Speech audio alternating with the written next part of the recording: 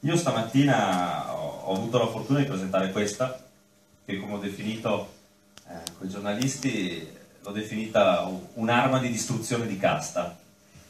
Eh, perché questa è una legge di iniziativa popolare che prevede l'abolizione dei vitalizi, che sono esattamente 13 milioni di euro all'anno.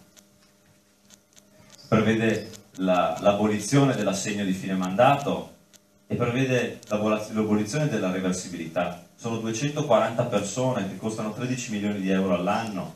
A noi veneti sono soldi che invece noi andremo a togliere alla politica e andremo a dare agli imprenditori e all'imprenditoria. Questo è il messaggio fortissimo che noi siamo qui per dare, ma non è solo un messaggio, è una cosa estremamente concreta, E ci vogliono 7.000 firme però, oppure un governatore. Esatto, quindi comunque se auguriamo la seconda. Comunque ci vogliono 7.000 firme. Saranno delle firme che raccoglieremo ovviamente nei nostri banchetti, lo faremo nei comuni, lo faremo nelle anagrafi, sarà dappertutto. Vi assicuro che oggi stamattina ero con l'ordine degli ingegneri del Veneto, oggi pomeriggio ero con quelli di Libera, stamattina ero invece in conferenza stampa. Un giornalista si è proposto, mi ha detto: guarda, io sono di Fontaniva, se mi dai un pacco di questi li porto io in comune. Ve lo giuro. Fantastico. Casualmente mi ha detto: ma non c'è scritto Movimento 5 Stelle da nessuna parte. Ho detto: no, vai tranquillo, gli fila un volantino in tasca. E il punto è questo, che queste sono battaglie di buon senso. Queste sono battaglie che vanno al di là del colore politico. E quando noi facciamo queste cose, noi abbiamo vinto. Noi abbiamo vinto a 360 gradi. Perché non c'è più bisogno di andare a spiegare niente ai cittadini, alle persone. Tu gli metti davanti questa cosa e chiunque ti dice: vabbè, grazie, ma ovvio, è buon senso. Ed è questo quello che abbiamo perso. Magari chi mi ha già sentito parlare mi avrà sentito ormai un discorso che magari faccio spesso, quello tra ciò che è legale e ciò che è giusto, poi magari non ve lo ripeto, dopo vi annoio, però è esattamente questo il punto. Noi facciamo cose giuste.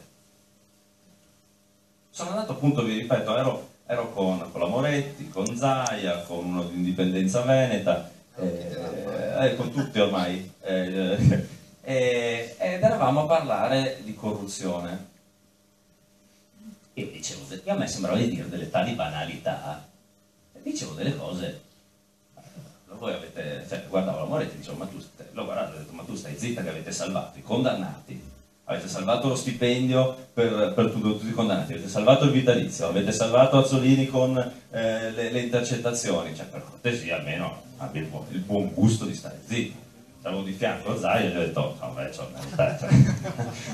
fammi sta carità. E mi sembrava di dire delle ovvietà senza fine.